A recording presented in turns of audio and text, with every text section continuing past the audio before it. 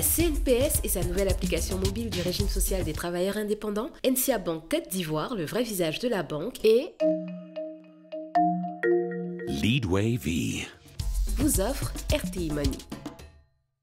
Bonsoir à tous, bienvenue dans RTI Money, votre magazine qui vous parle de banque, d'assurance, de finances et plus généralement de votre argent. C'est un plaisir de vous recevoir chaque mercredi soir en compagnie de ma team de chroniqueurs, ma team qui va maintenant nous dire ce qui nous attend tout à l'heure. Et je vais commencer par Soraya. Aujourd'hui, nous allons parler des produits compétitifs et attractifs que nous proposent les microfinances et on découvre ça tout à l'heure. Merci Soraya. Avec vous Christelle, ce sera un moment de détente parce qu'on va aller dans le domaine des piscines. Dites-nous tout.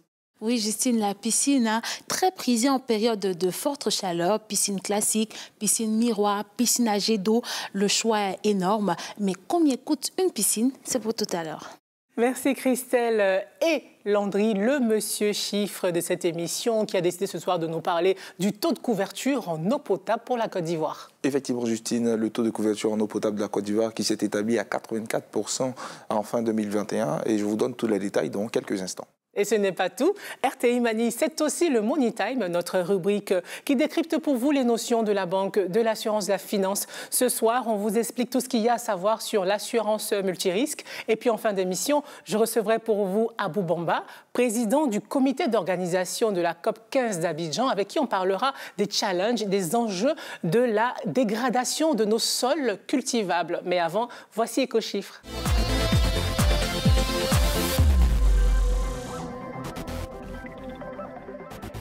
Alors Landry, 84%, c'est bien le taux de couverture en eau potable pour la Côte d'Ivoire. Effectivement, Justine, selon les autorités ivoiriennes, le taux de couverture en eau potable s'est établi à 84% en 2021 contre 55% en 2011.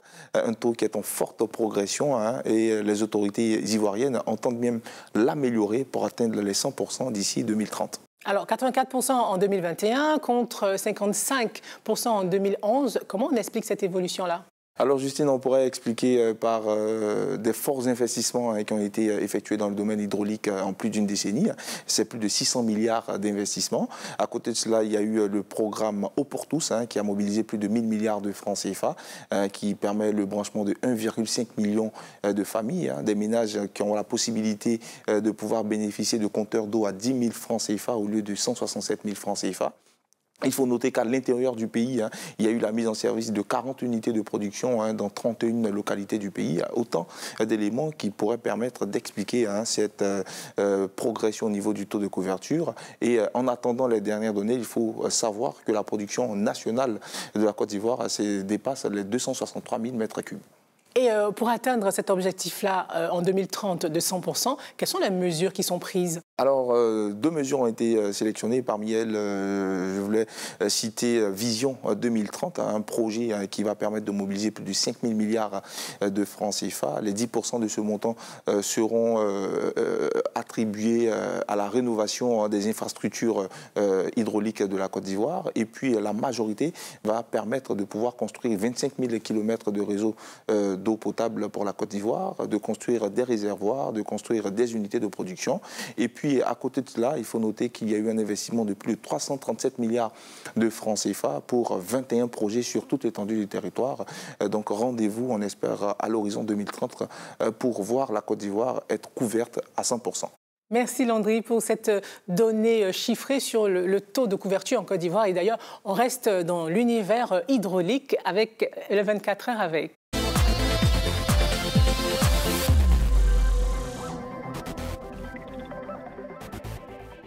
Christelle, faites-nous rêver, on aimerait tous posséder une piscine et d'ailleurs, on n'est pas seul parce que c'est un marché en plein boom, n'est-ce pas ? Oui, Justine, la piscine a été longtemps considérée comme un signe de richesse, un signe de réussite sociale. Mais d'un autre côté, j'ai listé une vingtaine de sociétés implantées sur le territoire ivoirien qui exercent dans ce domaine. Est-ce à dire que c'est un secteur à fort potentiel et juteux? Eh bien, pour comprendre les dessous de ce business-là, le type de clientèle, le coût des matériaux, la marge bénéficiaire, eh bien, j'ai suivi Jean-Marc Kofi, patron d'une société spécialisée dans la construction, la rénovation et l'entretien de piscine. Avec lui, nous allons faire un plongeon dans l'univers de la piscine. C'est parti. C'est l'un des quartiers réputés parmi les plus huppés du Grand Abidjan. Beverly Hills, dans la commune de Cocody. À perte de vue, des villas au standing avec pour la plupart un espace incontournable, la piscine. Sur le chantier de cette villa, dernière finition pour la prochaine piscine du quartier. Des travaux de construction sous la supervision de Jean-Marc Kofi. Cet entrepreneur ambitionne de devenir le roi ivoirien des piscines. Son entreprise en construit près d'une trentaine par an.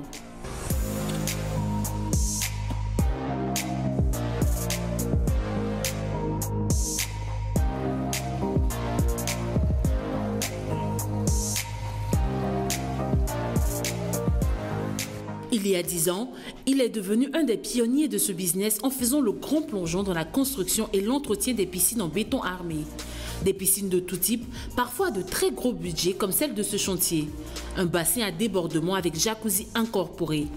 Coût du chantier, près de 95 millions de francs CFA. La plage va jusqu'à la clôture pour l'instant, aller jusqu'à la clôture.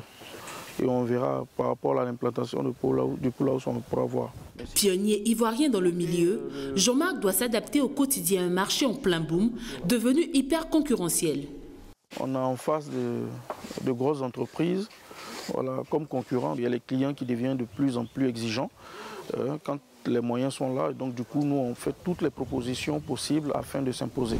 Il y a des piscines en forme, donc circulaires. Il y a des piscines miroirs, il y a des piscines à skimmer. Il y en a qui veulent également dans la piscine soit un jet d'eau, il y en a qui veulent avoir un jacuzzi. En plus de la construction, l'une des spécialités de l'entreprise de Jean-Marc, c'est aussi l'entretien des piscines. Une autre source de revenus qui lui permet de réaliser près de 200 millions de francs CFA de chiffre d'affaires par an.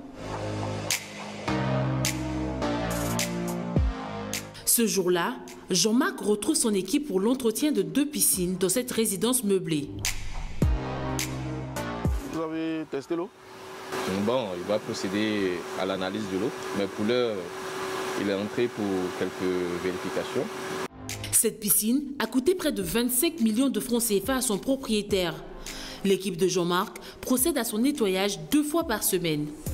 Le nettoyage, une activité juteuse qui représente 30% de son chiffre d'affaires. Et c'est aussi un moyen pour consolider sa notoriété dans le secteur. L'entretien, en principe, on chiffre par volume. Voilà. Donc ici, vous allez voir, on a à peu près 108 mètres cubes d'eau. Le volume d'eau à 2000-2500 francs voire. Alors donc ça dépend de plusieurs paramètres comme l'environnement, comme la distance, comme voilà, s'il y a des arbres autour, s'il n'y a pas de voirie, il y a beaucoup de poussière dans l'air. Le client, après un projet, parfois il a un autre projet. Ou au-delà, il peut nous recommander à un ami ou voilà, à une autre personne. Donc du coup, on a introduit ce volet-là dans nos services. À la cime du bâtiment, une piscine logée au 3e étage avec vue imprenable sur la mer. Le penthouse du propriétaire de l'immeuble, Stanislas Zézé, une des figures les plus en vue du monde ivoirien des affaires. Jean-Marc est venu lui vendre ce jour-là sa toute nouvelle solution de nettoyage. On va traiter la piscine au sel. D'accord. Voilà, ce qui va nous éviter d'avoir des autres troubles comme on a aujourd'hui. On va essayer ça et puis voir. Parce que comme je te dis, à la fin de la journée, moi, ce qui me préoccupe, c'est d'avoir une piscine nickel. Hein. Pour Stanislas Zézé, qui fait louer ses appartements à des particuliers, la piscine est un puissant argument de vente pour faire du chiffre. Quand quelqu'un choisit de louer un appartement ou une villa, il veut se rassurer que quand il rentre dans cette villa, il se sent bien. Il a toutes les commodités nécessaires. Et la piscine a un apport significatif. Et donc c'est pourquoi quand vous faites une piscine qui est adaptée et qui pourrait être appréciée par les clients, bien sûr c'est un outil commercial, bien sûr c'est un outil marketing pour mieux vendre vos appartements, pour mieux les louer. Le secteur de la construction des piscines, un marché de niche en pleine croissance en Côte d'Ivoire pour le bonheur des piscinistes.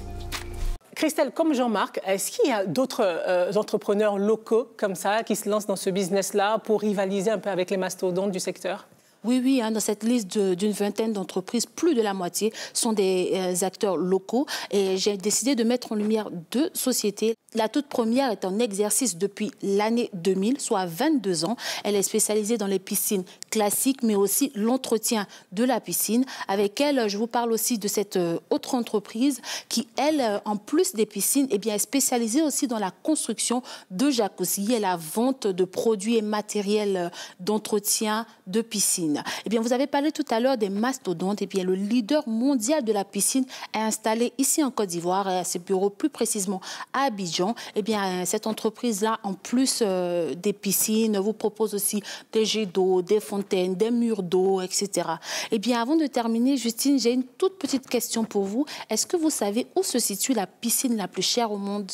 J'aurais dit les Émirats Arabes Unis.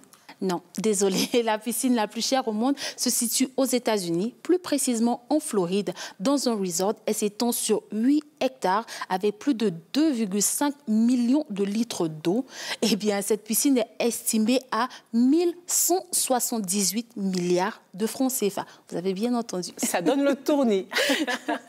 Alors, pour avoir une piscine, il faut avoir de l'argent, il faut être financé. Peut-être que dans les bons plans de Soraya, on aura des solutions. C'est parti pour les bons plans de Soraya.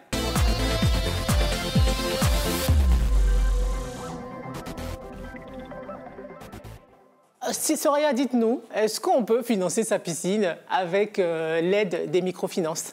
Je suppose que oui, d'autant plus que de plus en plus de microfinances proposent des services adaptés aux consommateurs, aux PME, aux agriculteurs même. On a par exemple ici une microfinance qui propose un crédit aux travailleurs indépendants.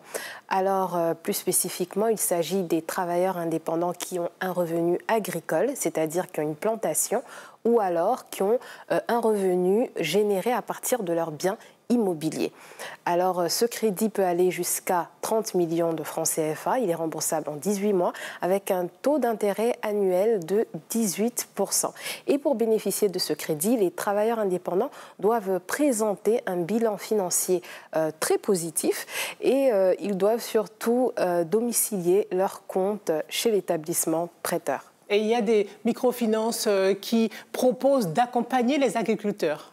Oui, grâce à des prêts agricoles. Nous avons ici une microfinance qui propose un prêt cacao qui va jusqu'à 150 millions de francs CFA et un prêt Anacad qui peut aller jusqu'à 300 millions de francs CFA.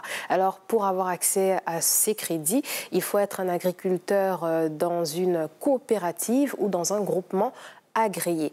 Mais certains entrepreneurs qui évoluent dans le secteur de l'Anacad peuvent faire cette demande de crédit de façon individuelle. On leur demandera alors leurs agréments et ensuite on leur demandera leurs états de livraison. Et je tiens à préciser que cette microfinance a octroyé depuis l'année dernière plus de 11 milliards de francs CFA de prêts Anacad.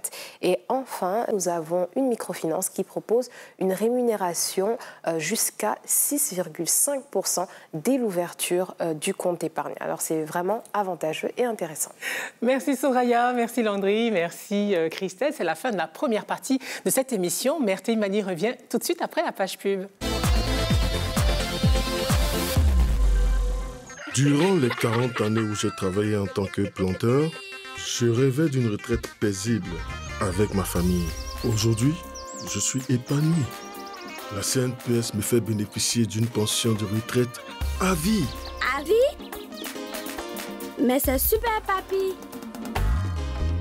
Et j'en profite avec joie, pas vrai? Oui! Toi aussi, enrôle-toi en agence ou en téléchargeant la nouvelle application CNPS. La CNPS, maintenant, c'est pour tout le monde. À la recherche d'une offre qui vous corresponde, découvrez nos offres de produits et services groupés NCA Bank, les packs tout en un. Compte chèque, découvert, carte bancaire, service bancaire à distance, assurance vie et plein d'autres avantages. Jeunes, artisans, fonctionnaires et salariés, quel que soit votre profil, nous avons le pack qui vous convient. Rendez-vous dans l'agence NCA Bank la plus proche et ouvrez votre compte. Plus d'infos 80 200 800. NCA Bank, le vrai visage de la banque. Il me faut un terrain pour me construire une villa de retraite. Ah, mais tonton, les terrains familiaux à quoi du coup? Quoi? Tu veux ma mort, petit? Relax, le vieux. Ton terrain viabilisé avec ACD t'attend chez Leadway. L'eau est déjà calée, le courant passe, le titre de propriété est propre. Ne perds pas le temps. Viens choisir ton terrain, paie à ton rythme pendant 5 ans et mets ta famille à l'abri. C'est important. Contactez vite le service client Leadway au 25 20 01 31 00 et sur ci.leadway.com. Avec Leadway, construis ton avenir maintenant. Leadway V. Vous regardez RTI Mani, vous avez raison, car dans un petit moment, je recevrai pour vous Abou Bamba, le président du comité d'organisation de la COP15 d'Abidjan, avec qui on parlera des enjeux économiques de la dégradation de nos sols cultivables. Mais avant, voici le Money Time, notre rubrique qui décrypte pour vous ce soir l'assurance multirisque. Qu'est-ce que c'est? Comment pouvez-vous en bénéficier? Combien ça coûte? Regardez.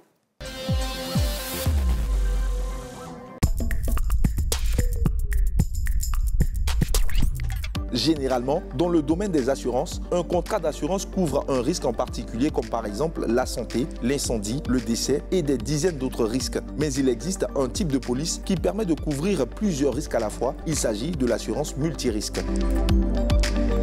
L'assurance multirisque, ou plus communément appelée la multirisque, est un produit d'assurance qui couvre des risques de nature différente dans un même contrat. C'est une couverture adaptée aux biens qui sont exposés à plusieurs risques à la fois, risques de vol, d'incendie ou de catastrophe, et qui auraient nécessité plusieurs contrats différents.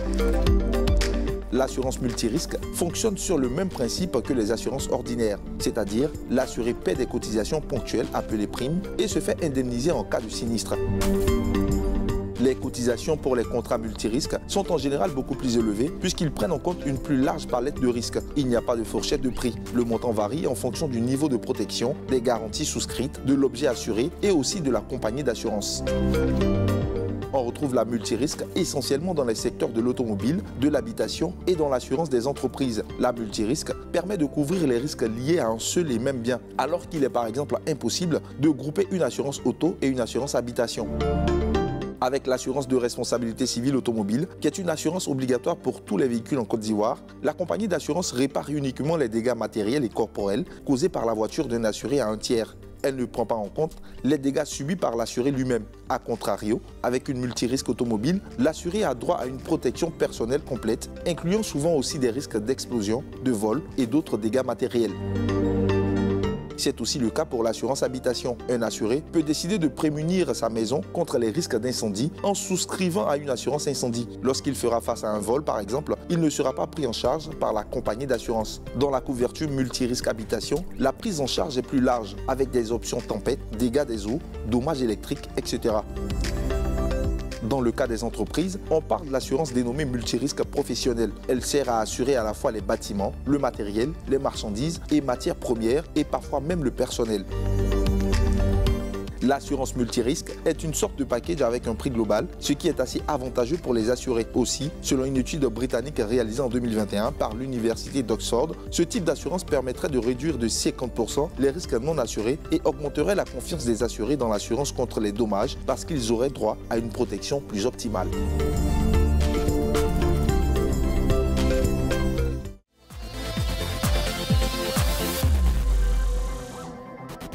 Il est le président du comité d'organisation de la COP15 d'Abidjan sur la désertification et il nous fait l'amitié d'être l'invité de ce numéro de RTI Mani. Abou Bamba, bonsoir. Bonsoir Justine. C'est quoi la COP15 on a vu dernièrement la COP26 à Glasgow. Aujourd'hui, on nous parle de COP15 à Abidjan. Expliquez-nous. En termes plus simples, c'est la réunion statutaire la plus importante au monde sur cette question de désertification, où l'ensemble des pays du monde entier, donc 196 pays membres des Nations Unies, vont se retrouver ici à Abidjan pour discuter de cette thématique-là qu'on appelle la désertification, mais qui, pour un pays comme la Côte d'Ivoire, correspond, on va dire, à la dégradation des sols, à la sécheresse, au manque de pluie, on va dire aussi au manque de fertilité des sols, enfin tous ces éléments-là mis l'un dans l'autre. Voilà, ça concerne en tout cas la dégradation des sols. 197 pays environ sont attendus, 5000 personnes. Quel véritable impact économique pour la Côte d'Ivoire?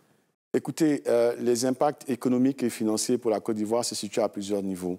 On va regarder par exemple les secteurs qui ont été affectés par la crise Covid-19, les secteurs de l'hôtellerie, les secteurs de la restauration, les secteurs du tourisme. Donc, il y aura 5000 personnes qui vont venir ici en Côte d'Ivoire. On prévoit injecter, en tout cas dans l'économie, plusieurs dizaines de millions de dollars. Ces gens-là viennent, ils vont prendre des chambres d'hôtel, ils vont utiliser des taxis, ils vont utiliser des transports. Et puis bon, c'est de l'argent qui est injecté dans l'économie, donc ça fait que le produit intérieur brut de notre pays, pendant ces quelques temps, les 2 semaines où on aura cette manifestation, va se trouver affecté positivement, en tout cas, par cette injection d'argent dans notre économie. Et si on rentre dans le vif du sujet, alors quel est le coût que nous, les Ivoiriens, nous payons et nous continuerons de payer à cause de ce fléau-là? Le coût environnemental est assez élevé. Toutes ces forêts-là qu'on avait gardées effectivement pour maintenir un certain équilibre écologique en Côte d'Ivoire, pour que beaucoup de mutations environnementales puissent se faire, ne se font plus du fait effectivement de la pénétration dans ces zones-là par des paysans pour produire du café, du cacao, bien d'autres circulations. Maintenant, au niveau économique. Au niveau économique, on a perdu, si vous voulez, au niveau du rendement à l'hectare pour beaucoup de spéculations. On compare avec des pays asiatiques.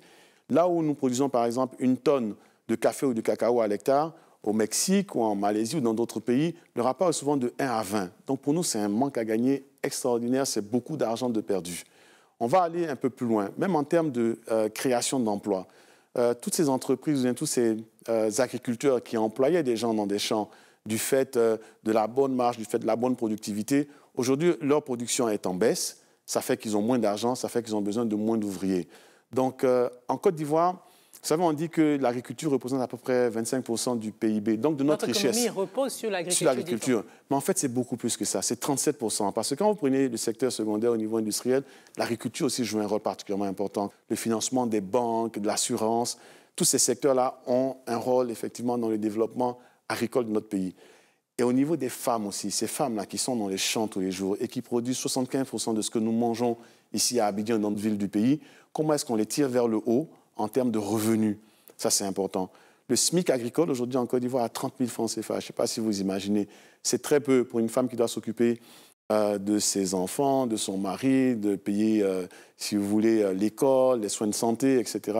Donc, l'idée, c'est d'essayer de voir dans quelle mesure la nouvelle donne là, que va insuffler la 15e conférence des partis à la Convention d'Abidjan, du fait qu'elle se déroule ici, là, en Côte d'Ivoire, comment est-ce que ça va créer une nouvelle dynamique économique pour qu'on augmente effectivement notre production agricole, que ce soit rente ou vivrier. Est-ce que vous avez confiance, vous avez espoir qu'effectivement, après cette COP15, nos agriculteurs pourront avoir l'information déjà qu'il y a des nouvelles technologies qui vont peut-être arriver à eux, qui sont formés aussi pour utiliser ces technologies-là? Effectivement, nous avons pensé à ce qu'on appelle l'initiative d'Abidjan, l'héritage, Abidjan Legacy Programme. Donc c'est un vaste programme de restauration et de réhabilitation des sols dégradés à l'échelle de la nation, de toute la Côte d'Ivoire, afin d'augmenter de façon exponentielle la production agricole. Et c'est ce qui va se passer, parce que les scientifiques ivoiriens, les Nations Unies, les cadres du gouvernement sont mis d'accord pour élaborer ce document.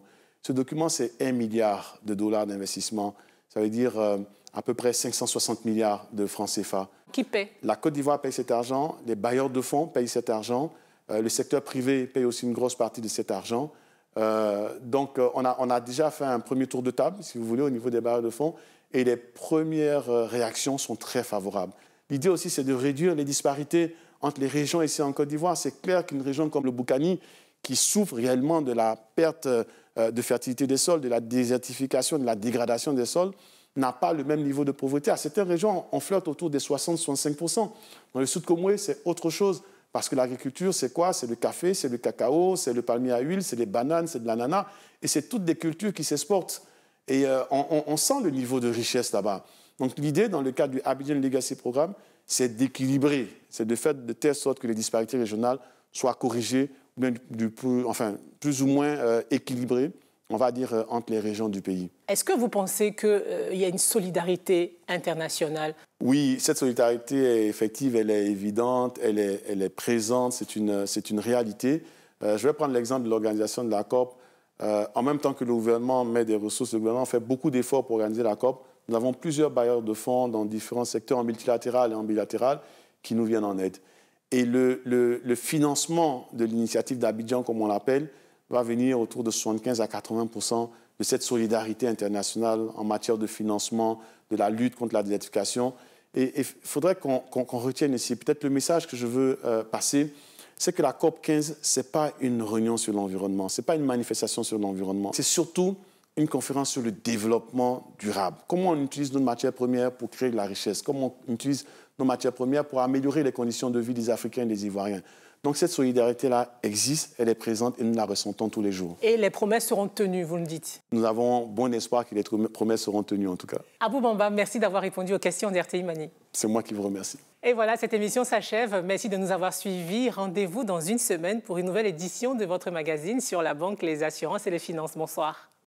La CNPS et sa nouvelle application mobile du régime social des travailleurs indépendants, NCA Bank Côte d'Ivoire, le vrai visage de la banque, et Leadway V vous ont offert RTI Mani.